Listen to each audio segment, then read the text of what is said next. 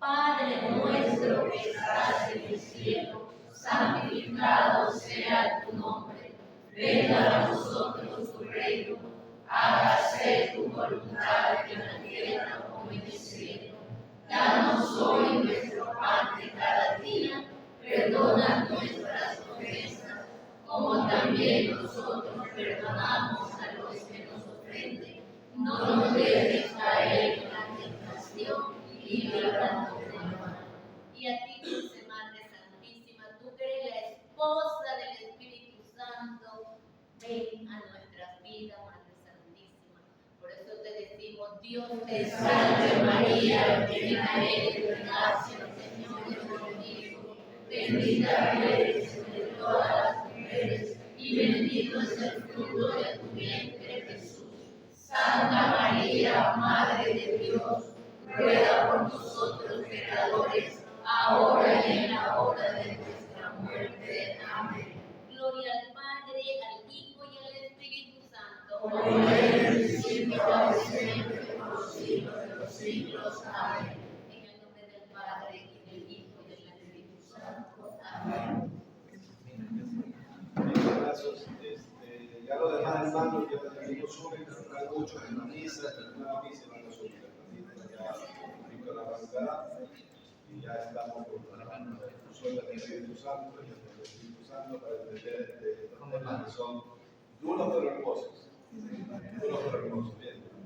Yo ya mismo subo, porque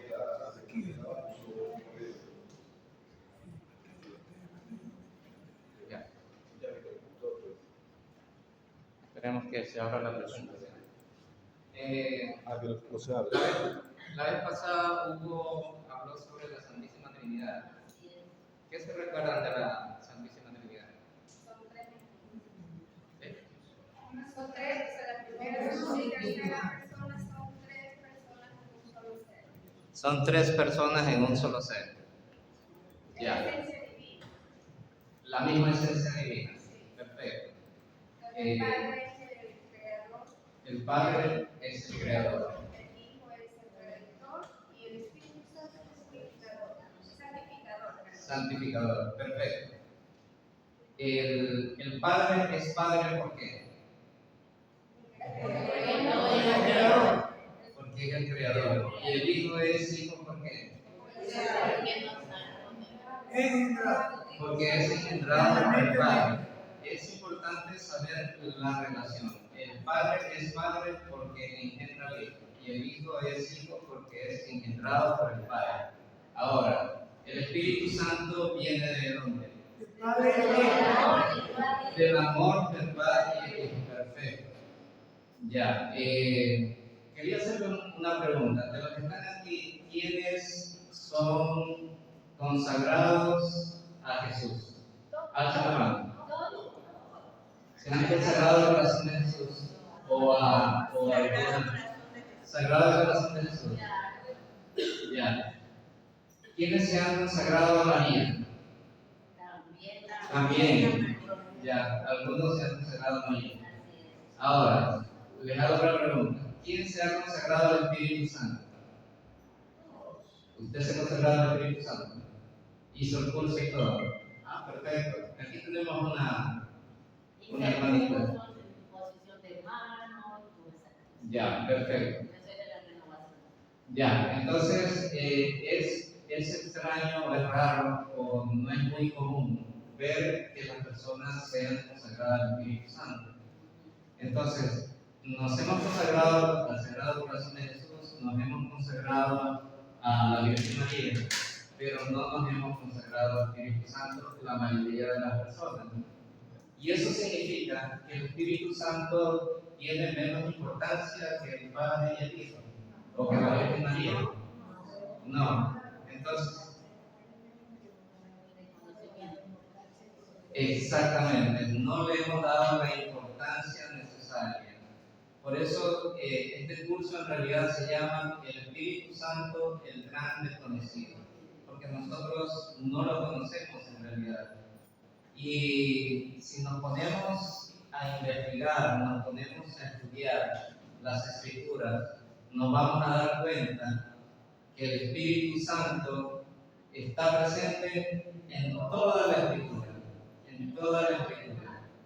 Ya, ahora, si estamos hablando del amor, estamos hablando del amor.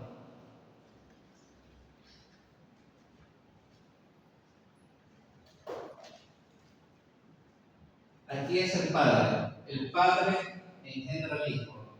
Y del amor del Padre y del Hijo nace el Espíritu Santo. Entonces, el Padre se refleja a sí mismo. Él se da cuenta que es amor puro, que es amor infinito. Y de ese amor infinito engendra al Hijo más amado que él tiene, que es Jesús. Y de ese amor entre el Padre y el Hijo nace el amor puro, que es el Espíritu Santo. Entonces podemos decir que el Espíritu Santo es la expresión más pura del amor. Miren qué hermoso, ¿no? Qué hermoso. ¿Qué nos dice la Iglesia Católica? La Trinidad es una e indivisible, tres personas distintas en un solo Dios verdadero. Hay un modelo que es el modelo de San Agustín. San Agustín habla mucho de la Trinidad y él dice que como la Santísima Trinidad creó al hombre, el hombre es un reflejo de la Santísima Trinidad. Por eso es que decimos que el hombre es imagen y semejanza de Dios. ¿Pero por qué? Porque el hombre tiene la memoria, que es equivalente al Padre, la inteligencia, que es equivalente al Hijo, y la voluntad, que es el amor, equivalente al Espíritu Santo. Entonces, por eso nosotros somos un reflejo de la Santísima Trinidad y somos un reflejo de Dios. Y somos capaces de expresar ese amor, el mismo amor que el Padre y el Hijo engendraron con el Espíritu Santo. Ahora, el modelo tomista habla de la relación de Dios Padre que genera al Hijo y de la inspiración del Padre y del Hijo es que nace el Espíritu Santo. Ese es el amor mutuo, el soplo divino. Entonces, sabemos que el Dios Padre es Padre y tiene una paternidad. Dios Hijo es Hijo porque tiene la filiación divina. Y de esa aspiración del Padre y del Hijo es que sale el Espíritu Santo.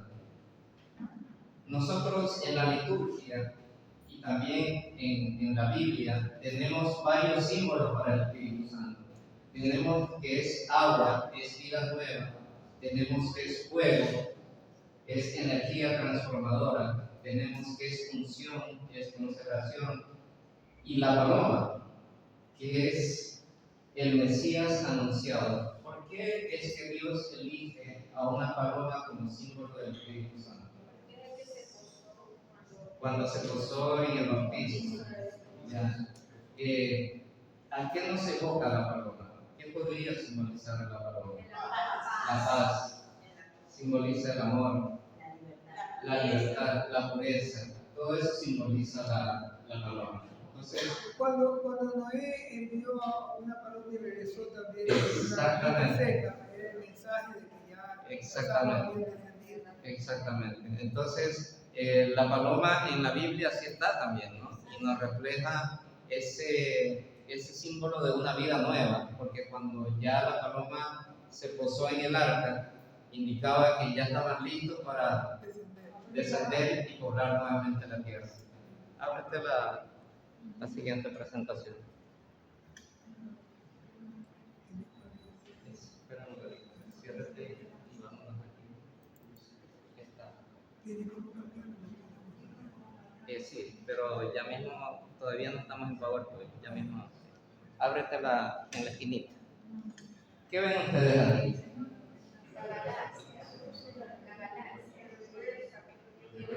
¿Sabían? El Big Bang. El Big Bang. ¿Qué es el Big Bang? Es la creación del universo. ¿Saben quién fue el que postuló la teoría del Big Bang? Un sacerdote belga que se llama Lemaitre, Georges Lemaitre. La gente piensa, equivocadamente, los ateos sobre todo, que la teoría del Big Bang demuestra que Dios no existe. Pero este sacerdote que descubrió o postuló la teoría del Big Bang, que luego ya se la confesó, fue el que postuló la teoría del Big Bang. ¿Ya? Y más bien la teoría del Big Bang demuestra que Dios existe. ¿Por qué? Porque este sacerdote demostró que el universo nace de una gran explosión. Eso significa que el universo tuvo un principio. Y como tuvo un principio, ¿qué significa? Que tuvo alguien o algo que creó el universo. Y después se confirmó con los estudios de la NASA.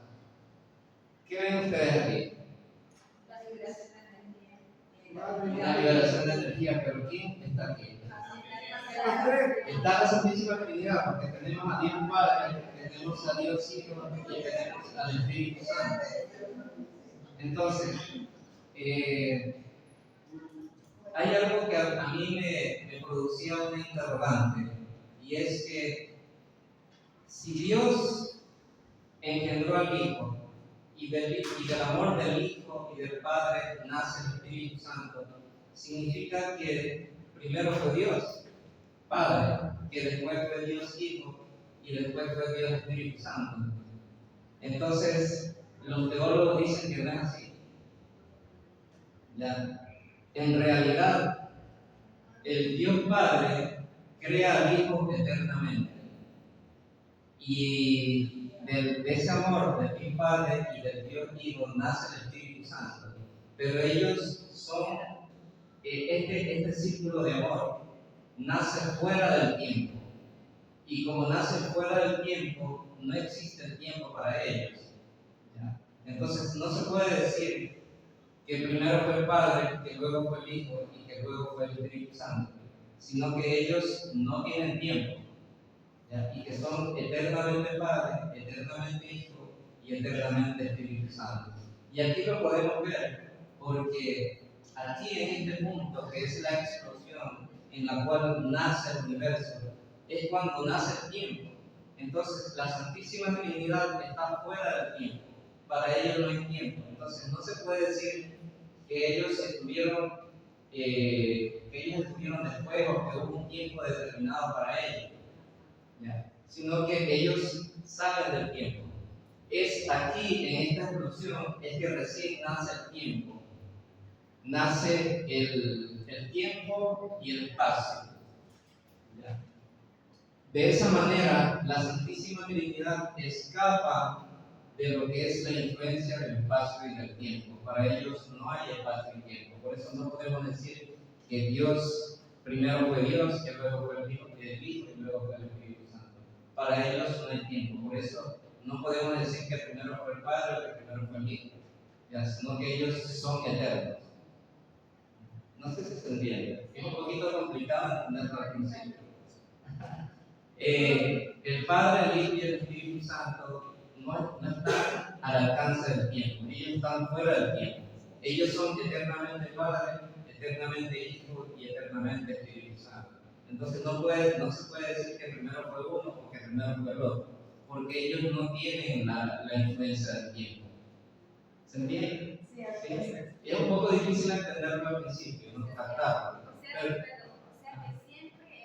siempre ellos han existido como Padre, Hijo y Espíritu Santo. Ellos no tienen tiempo, no tienen el límite del espacio y del tiempo. Ellos escapan a la eternidad. O sea, siempre fueron Padres, siempre fueron Hijos y siempre fueron Espíritu Santo. Porque cuando la creación, que Dios crea la agua, dice que el Espíritu era de agua. Exactamente, así es. Y también ustedes ven en Juan 1:1, en el principio era el Verbo, ¿se acuerdan? Y el Verbo era Dios. ¿Ya? Entonces, está hablando de Cristo. ¿Ya? Y también usted dice que al principio existía el Espíritu sobre las aguas. Entonces todavía no existía la creación. Ya existía el Espíritu Santo antes de que se creara el tiempo, antes de que se creara el universo. Entonces, por eso la Santísima Trinidad escapa de lo que es el concepto del tiempo. Por eso se puede decir que todos los tres son eternos. Yo sé que es un poco difícil de entender al principio, pero si ustedes se ponen a meditar, verán que poco a poco irán entendiendo este gran misterio, que es un misterio hermoso y que nos permite también entender un poquito lo que es la inmensidad, lo que es la eternidad de la Santísima Trinidad. ¿Ok? Entonces vamos con la primera presentación. Vamos.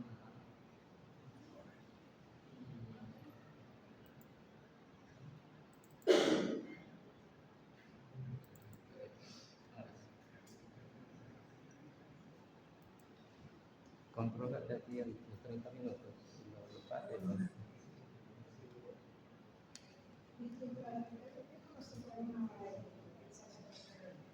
George Lemaitre, como George Lemaitre.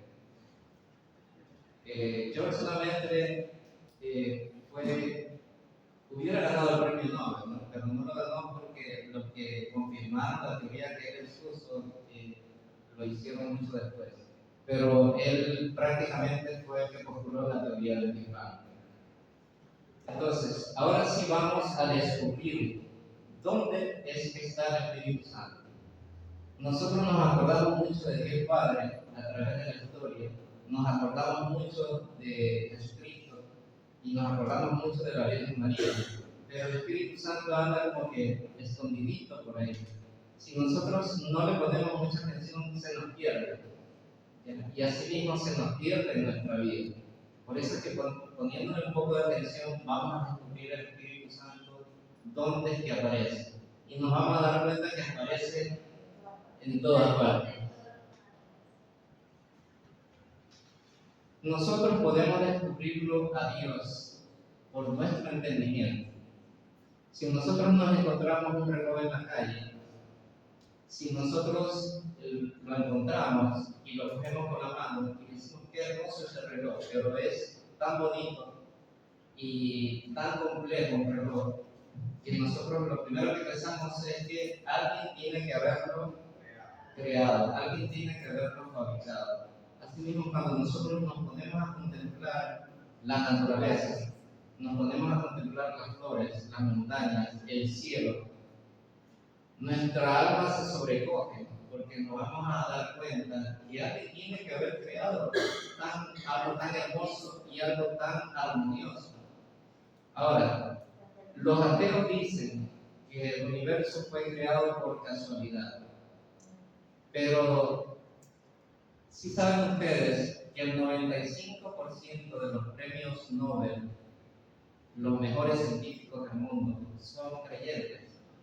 Solamente un 5% no creen en Dios. Y la mayoría de los científicos que empiezan a estudiar a profundidad todas las leyes de la naturaleza se dan cuenta que hay algo atrás que mantiene el perfecto orden del universo. ¿Saben cuáles son las probabilidades de que nosotros existiera vida en esta tierra? Es 10 a la menos 123. Es difícil de imaginarnos ese número porque es millones de probabilidades de que no existiera vida en el planeta Tierra. Supongamos, aquí la tenemos a Graciela. Graciela compra la lotería hoy día y se la saca mañana. Bravo, se la sacó, qué suerte. Y se la saca el día siguiente, y se la saca el día siguiente, y al día siguiente por 10 años. ¿Qué dirían ustedes? Que está haciendo trampa, o que alguien está haciendo trampa. Entonces, esas son las probabilidades de que haya vida en este planeta. ¿Quién es el que está haciendo trampa? Es Dios, está haciendo trampa con nosotros. Las probabilidades de que nosotros estuviéramos aquí son realmente muy, muy mínimas. La existencia de la vida en el planeta Tierra está rompiendo 250 leyes naturales. ¿Ya? Si se mueve alguna de estas leyes, deja de existir el planeta Tierra. ¿Ya? Por eso es que nosotros creemos en Dios. Pero sin embargo, nosotros llegamos hasta cierto límite. Viendo la naturaleza podemos saber que existe un Dios. Pero para saber la verdad plena, nosotros necesitamos una revelación. Y esa revelación la encontramos en la Biblia y en Cristo. Porque Cristo vino a traer la verdad plena. Entonces, nosotros podemos entender el universo, podemos entender nuestra verdad, la verdad plena, podemos entender el amor a través de la Sagrada Escritura y a través de la tradición cristiana. La Sagrada Escritura la creen la mayoría de los cristianos, pero la tradición cristiana, ¿quiénes la creen? Nosotros los católicos. Los protestantes no creen en la Sagrada Tradición. ¿Ya? Y ellos están perdiendo toda una gran verdad, que es la verdad que Cristo vino a dejar en esta tierra a partir del año 30. De ese modo, ellos están con una verdad a medias. La verdad plena está en la Iglesia Católica. ¿Por qué? Porque Cristo vino a fundar una iglesia. Y eso lo dijo cuando, en Mateo 16, 18, cuando le dijo: Pedro, sobre ti edificaré mi iglesia, y sobre ella las puertas del infierno no prevalecerán. Y a ti te doy, ¿qué les digo? La llave del reino. Todo lo que tú atares en la tierra será atado en el cielo, y todo lo que desatares será desatado en el cielo. Entonces, por eso nosotros estamos sobre una gran tradición. Tenemos 2000 años de conocimiento que no la están aprovechando el resto de los hermanos protestantes. En el Antiguo Testamento no se tenía una plena conciencia de lo que era el Espíritu Santo. Se le llamaba el Ruach Yahvé. Ruach significa espíritu, la inspiración de Dios. Ruach y Yahvé es el nombre de Dios. En la antigua ley, el Espíritu Santo no aparece con distinción. Algunos pensaban que el Espíritu era el mismo Dios. Si hay una religión en la actualidad que cree que el Espíritu de Dios es el mismo Dios, ¿saben cuál es? Los testigos de Jehová. Entonces ellos no creen en el Espíritu Santo. Ellos piensan que el Espíritu Santo y Dios es lo mismo. ¿Ya? Pero nosotros sabemos, de acuerdo a lo que vimos la semana pasada, que hay una distinción entre Dios, Hijo y Espíritu Santo. Son tres personas distintas, pero con la misma esencia. Entonces, en la antigüedad creían que era un soplo creador que saca al mundo de la nada, y eso está en Génesis. Un aliento de vida que al retirarse trae la muerte, una fuerza que se manifiesta como un viento y un motor de inspiración profética. Entonces, cuando este espíritu inspiraba a los profetas, es cuando ellos sacaban su inspiración divina, y de esa manera ellos podían llevar a los pueblos hacia la verdad. Pero la verdad plena viene ya con Cristo. Las cuatro manifestaciones del Espíritu Santo en la antigüedad eran fuerza y vida, un viento, un soplo de vida y un soplo creador universal.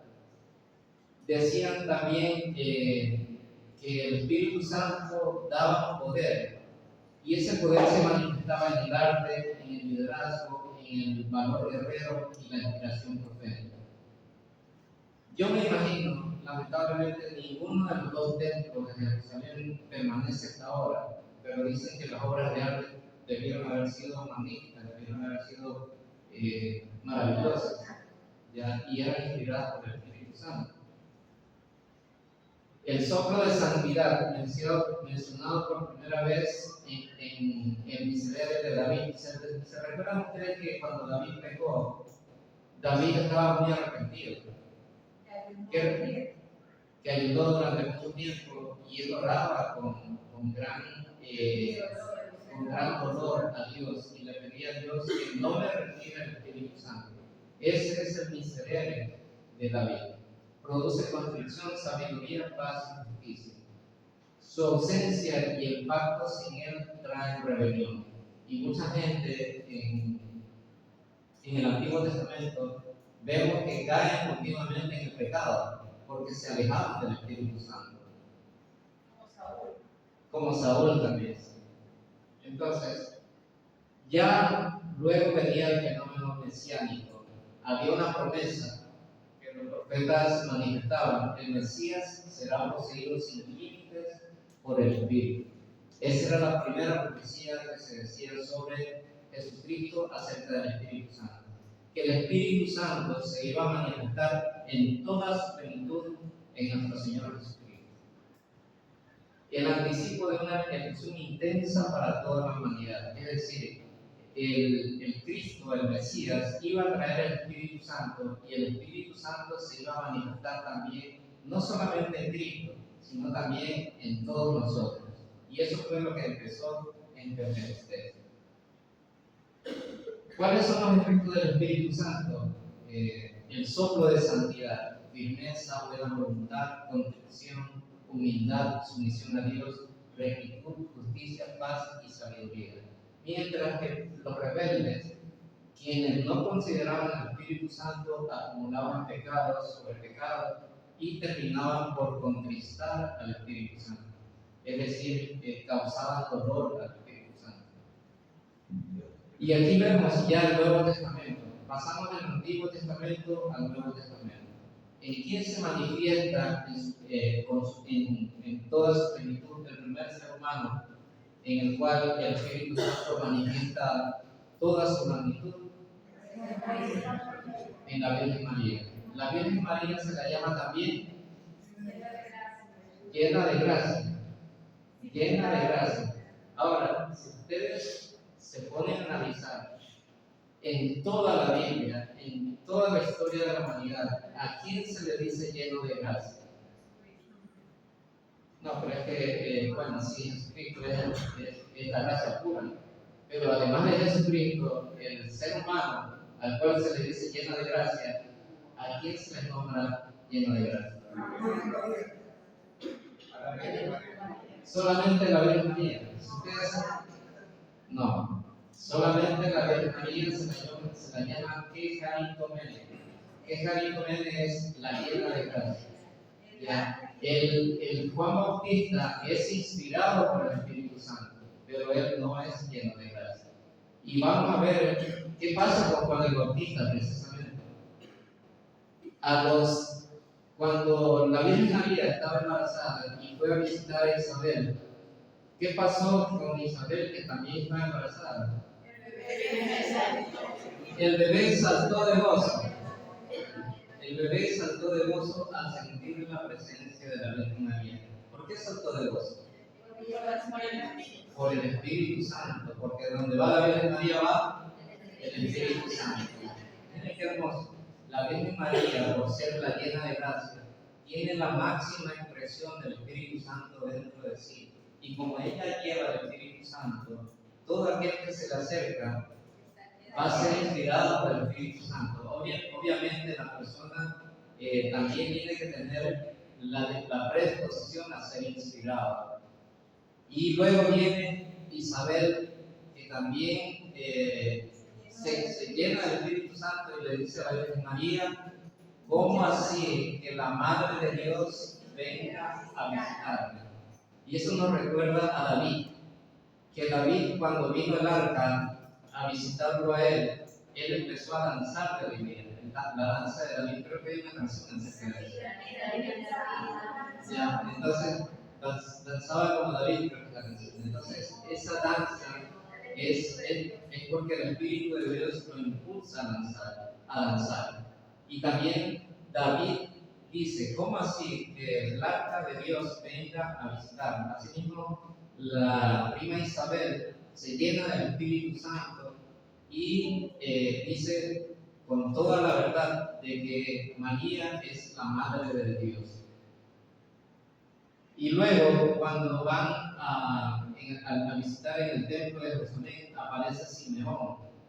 Y la Biblia dice, el Espíritu descansa sobre él, revelándole el Mesías. ¿Y qué fue lo que dijo Simeón? Que una espada te atravesará el corazón y que la persona, el niño, será que contradicción para todas las naciones. ¿Qué significa eso de contradicción? O sea, va a causar controversia, va a causar problemas en Jesucristo. Simeón era un profeta que estaba en el templo de Jerusalén. Contradicción es que Jehová iba a la contraria en todas las naciones, pero la contraria era lo que creían de la fe en sí. Es decir, que iba a revelar lo que la fe era y debería ser lo que se creía en ese momento. Usted ha dicho una palabra clave, que es revelar. Revela nuestros corazones. Simeón era un santo. O sea, se le dice que era un santo. Porque él primero, el Espíritu Santo lo inspira a él a ir al templo. Porque la probabilidad de que una persona, el templo era tan grande, que puede ser que uno se puede encontrar con cualquier persona, pero el Espíritu Santo lo inspira a él para que vaya al templo y cuando vea a la Virgen María, él le dice estas palabras, que ese hijo será el signo de contradicción para muchas naciones y va a revelar el corazón de la persona. Entonces, ¿qué significa que va a revelar? Así, también dijo que ya podía morir en paz, porque ya lo había visto al Mesías. Entonces, el Espíritu Santo lo inspira a Simeón. Así como el Espíritu Santo nos puede inspirar a todos y a cada uno de nosotros. Y luego viene ya el Mesías, viene Jesús. Jesús es movido y arrastrado por el Espíritu Santo, que posee con absoluta plenitud por su doble cualidad de Mesías e Hijo. Si hemos dicho que la Santísima Trinidad es una sola persona, significa que Jesús, donde va Jesús, va ¿quién? Va el Espíritu Santo y va Dios. Son inseparables. La Santísima Trinidad es inseparable. Por eso ellos son una sola persona, una sola voluntad. Jesús lleno del Espíritu Santo, porque Jesús es lo que es la máxima expresión del Espíritu Santo. Volvió del Jordán, donde fue bautizado y fue llevado por el Espíritu al desierto. ¿Por qué fue llevado al desierto? Para ayunar. ¿Pero por qué ayunar? Porque ya se le acercaba la hora de Se acercaba la hora, sí es cierto. Sí es cierto.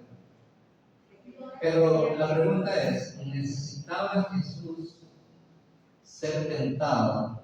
¿Necesitaba Jesús pasar por esa prueba? Porque ese periodo en el desierto era una prueba para él. Sí lo necesitaba, porque era hombre y porque también él necesita darnos ejemplo a nosotros. Él necesita demostrar que un ser humano puede pasar por todas las tentaciones y vencer sobre ellas, pero con la ayuda de ¿qué? Del Espíritu Santo. Entonces nosotros, por más desierto que vayamos a pasar, podemos pasar por las tentaciones, por el pecado, con la ayuda del Espíritu Santo.